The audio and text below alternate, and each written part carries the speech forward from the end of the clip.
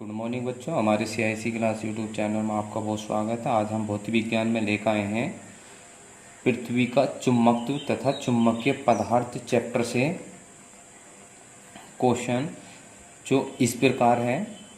भू चुंबकत्व के कौन कौन से अवयव हैं, इनके बीच संबंध को व्यक्त कीजिए।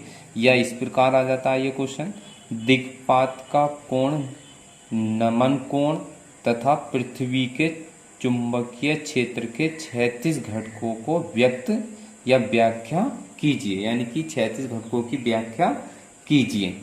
इस प्रकार क्वेश्चन आता है और लगभग 3 या 5 अंक, 3 अंक का तो आता ही है निश्चित रूप से। ये बहुत अच्छा क्वेश्चन है, बहुत ही अच्छा क्वेश्चन है। देखो करते हैं। सबसे पहले हम इसमें हेडिंग लिखेंगे भू चुंबकत्व के अवयव, यानी कि भू चुंबकत्व के अवयव का मतलब क्या होता है, यानी कि पृथ्वी के चुंबकत्व अथवा चुंबकीय गुण को भू चुंबकत्व कहते हैं। देखो हमने इसकी परिभाषा लिख भी रखी है यहाँ पे, यह है पृथ्वी के चुंबकत्व अथवा चुंबकीय गुणों को भू चुंबकत्व कहते हैं। किसी स्थान पर पृथ्वी के चुंबकत्व का अध्ययन करने के लिए जिन राशियों की आवश्यकता होती है उन्हें उस स्थान पर पृथ्वी के चुंबकीय क्षेत्र के अवयव कहते हैं। पृथ्वी के चुंबकीय क्षेत्र के 3 अवयव होते हैं। नंबर 1 होता है दिक्पात का कोण, नंबर 2 होता है नति या नमन कोण, तीसरा नंबर होता है पृथ्वी के चुंबकीय क्षेत्र का 36 घटक। इन तीनों से ही हम क्या करते हैं, 36 अवयवों की गणना, पृथ्वी के अवयव की गणना, क्या बोलते हैं, पृथ्वी के चुंबकीय क्षेत्र की अवयव की गणना करते हैं। देखो सबसे पहले आते हैं हम इसमें दिक्पात कोण। ठीक, दिक्पात कोण के लिए हम सबसे पहला दिक्पात कोण होता है क्या, देखो ये सबसे पहले हम इसमें क्या करते हैं, एक चित्र बना लेते हैं। देखो चित्र ये हमारे पास इस प्रकार है। देखो ये चित्र है हमारे पास, ये हमारे पास क्या है, एक चुंबकीय सुई है, ये यहाँ पर हमने बना रखी है। देखो एक ही चुंबकीय सुई है, चुंबकीय सुई है जो स्वतंत्रता पूर्वक क्या है, एक दृढ़ सिरे से लटकी हुई है। ये नॉर्थ सिरा है इसका और ये क्या है, साउथ सिरा है। अब ये ही चुंबकीय सुई क्या है, ये हमने यहाँ पर देखो, ये हमने यहाँ पे लटकी हुई है, ये इस तरह जो है ये हमने यहाँ पर ड्रॉ बना लिया है चित्र ये। अब ये जो होगा हमारे पास, ये क्या है इसका, ये जो होता है हमारे पास क्या कहलाता है, चुंबकीय यामोंतर क्षेत्र कहलाता है। ठीक है ना। और ये इसके अंदर ये जो होता है इसको हम बोलते हैं भौगोलिक यामोंतर। चुंबकीय यामोंतर बाहर वाला होता है और ये अंदर वाला जो होता है भौगोलिक यामोंतर होता है। और चुंबकीय यामोंतर और भौगोलिक यामोंतर के बीच जो कोण बनता है उसे ही हम क्या बोल देते हैं, दिक्पात कोण कहते हैं। ठीक है। देखो ये जो क्या है हमारे पास चुंबकीय यामोंतर है, ये भौगोलिक यामोंतर है, इनके बीच जो कोण बनेगा, जो इनके बीच कोण बनता है उसी कोण को हम क्या कहते हैं, दिक्पात कोण कहते हैं। देखो हमने यहाँ पे परिभाषा भी लिख दी है, पृथ्वी तल के किसी स्थान पर चुंबकीय यामोंतर एवं भौगोलिक यामोंतर के बीच बने कोण को उस स्थान का दिक्पात का कोण कहते हैं। इसे अल्फा से प्रदर्शित करते हैं। अब देखो चुंबकीय यामोंतर और भौगोलिक यामोंतर क्या होते हैं, देखो उसकी परिभाषा हमने यहाँ इस प्रकार लिख रखी है, ये है देखो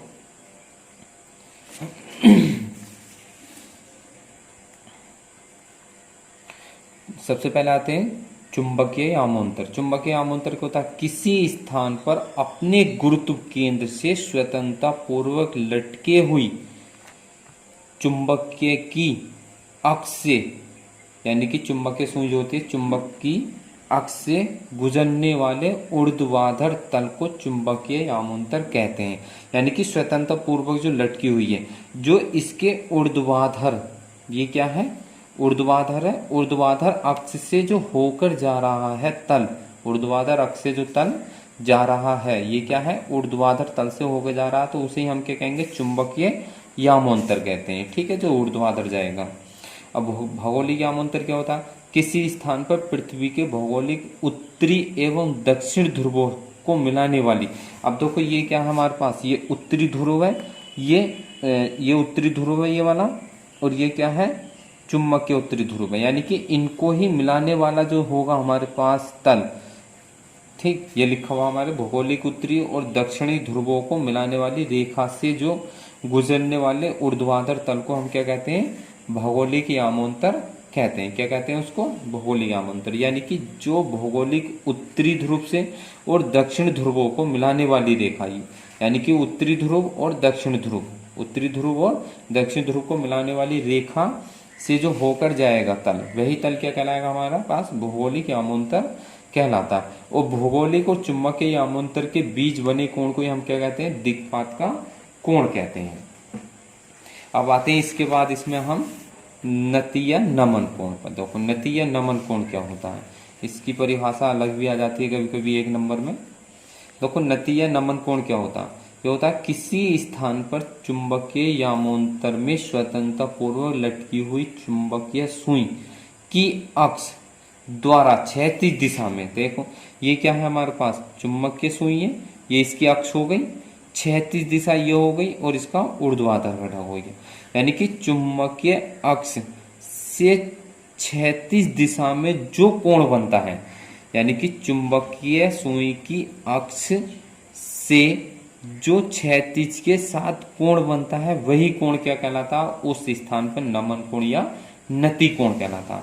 तो कोई चुंबकीय सुई है, ये क्या है, चुंबकीय सुई क्या है, ये इसका अक्ष हो गया, इस अक्ष तथा जो अक्ष जो होगी जो क्षैतिज के साथ जितना कोण बनाएगी, ये चुंबकीय सुई की अक्ष जो क्षैतिज के साथ जितना कोण बनाती है वही नति या नमन कोण कहलाता है। तो ये लिखा हुआ हमने, किसी स्थान पर चुंबकीय यामोंतर में स्वतंत्रता पूर्वक लटकी हुई चुंबकीय सुई की अक्ष द्वारा क्षैतिज दिशा से बनाया गया कोण उस स्थान पर नतीय अथवा नमन कोण कहलाता है। ठीक है ना, ये चुंबकीय सुई हो गई, इसकी चुंबकीय अक्ष हो गई, यानी कि चुंबकीय सुई की अक्ष हो गई, चुंबकीय सुई की अक्ष क्षैतिज के साथ जितना कोण बनाती है वही क्या कहलाता है, उसका नतीय नमन कोण कहलाता है। ठीक है नी। अब तीसरा नंबर आता है हमारे पास, इसका तीसरा जो है हमारे पास है पृथ्वी के चुंबकीय क्षेत्र का क्षैतिज घटक। ठीक, कभी कभी इसका सूत्र भी प्रूव करने के लिए आ जाता है हमारे पास, और इस सूत्र पर आधारित एक न्यूमेरिकल भी आता है। देखो इसके लिए हमने ये चित्र बनाए रखा है, आपके पास किताब होगी उसमें परिभाषा या थ्योरी आप लोग इसकी पढ़ सकते हैं। ये हमारे पास चित्र बनाया हुआ है। क्या कर लेते हैं हम, मान लेते हैं, माना कि इसको P ले लेते हैं, इसको Q, इसको R या इसको चलो S ले लेते हैं। मान लेते हैं क्या है, PQRS एक चुंबकीय यामोंतर है, तथा हमारे पास इसको QLM ले लेते हैं और इसको R ले लेते हैं, यानी कि QLMR क्या है, एक भौगोलिक यामोंतर क्षेत्र है। ठीक है नी। इसका नमन कोण कितना है हमारे पास, या नति कोण थीटा है, इसका दिक्पात कोण कितना है, अल्फा ले लेते हैं हम। अब देखो ये हमारे पास क्या है, ये हमने भी बताया था, ये घटक जो विभाजित हो रहे हैं ये चुंबकीय क्षेत्र को प्रदर्शित करेगा, चुंबकीय क्षेत्र B को। तो ये क्या है, क्षैतिज घटक है। ये हमारे पास V जो होता है ये ऊर्ध्वाधर घटक होता है, ये H जो होता है क्षैतिज घटक होता है। तो अब क्षैतिज घटक कितना हो जाएगा, इसका क्या होगा, क्षैतिज घटक पृथ्वी के क्षेत्र का क्षैतिज घटक। ठीक है ना, क्षैतिज घटक को हम कितना लिखा हमने, H। तो अब ये B है, क्षैतिज घटक ये कोण थीटा बना रहा है, तो कितना हो जाएगा B cos थीटा। देखो यहाँ पे बना लेते हैं इसको चित्र है, ये B है, ये क्षैतिज घटक है, ये इसका ऊर्ध्वाधर घटक है, ये थीटा है। तो कितना हो जाएगा, H बराबर B cos थीटा हो जाएगा। और पृथ्वी के क्षेत्र का अब क्या लेते हैं हम, ऊर्ध्वाधर घटक, इसको हमने बताया B से लिखते हैं। देखो ये B है, तो B बराबर कितना हो जाएगा, इसका ऊर्ध्वाधर घटक B sin थीटा हो जाएगा। ठीक है नी।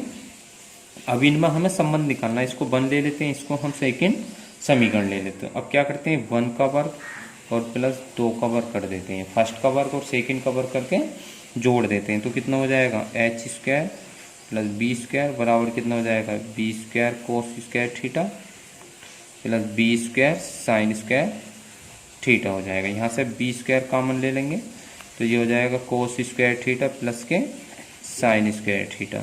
ठीक है, इसका मान कितना हो जाएगा हमारे पास 1, तो ये हो जाएगा एच स्क्वायर बी स्क्वायर बराबर बी स्क्वायर गुणा 1, यानी कि बी स्क्वायर बराबर कितना हो जाएगा, ये हो जाएगा h square plus b square, या बी बराबर हम कितना लिख सकते हैं, बी बराबर हो जाएगा under root h square plus b square. ये तो आएगा हमारे पास क्या, परिणामी चुंबकीय क्षेत्र, क्षैतिज घटक और ऊर्ध्वाधर घटक में संबंध। अब हमें क्या निकालना होता है, थीटा का मान निकालना होता है, इस दिशा का मान, यानी कि थीटा का मतलब क्या निकालना हमें, नति या नमन कोण। तो क्या करते हैं हम, साइन टेन थीटा में बनाना होता है तो सेकंड को भाग दे देते हैं हम फर्स्ट से, तो यह आ जाएगा हमारे पास बी बटे एच, बी का मतलब 20 साइन थीटा, सेकंड समीकरण को फर्स्ट से भाग दे रहे हैं,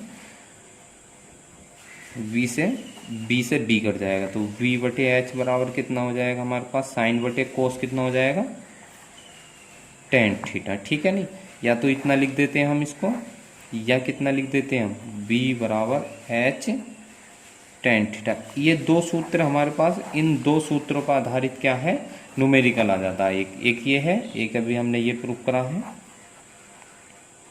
ये दो सूत्र हैं, इन दो सूत्रों पर आधारित न्यूमेरिकल आ जाता है। और ये सूत्र प्रूफ भी करने के लिए आ जाता है कि पृथ्वी के 36 घटकों में संबंध स्थापित कीजिए। इसके हम अगली नेक्स्ट वीडियो में आपको लेकर आएंगे हम चुंबकत्व के परमाणु मॉडल की व्याख्या।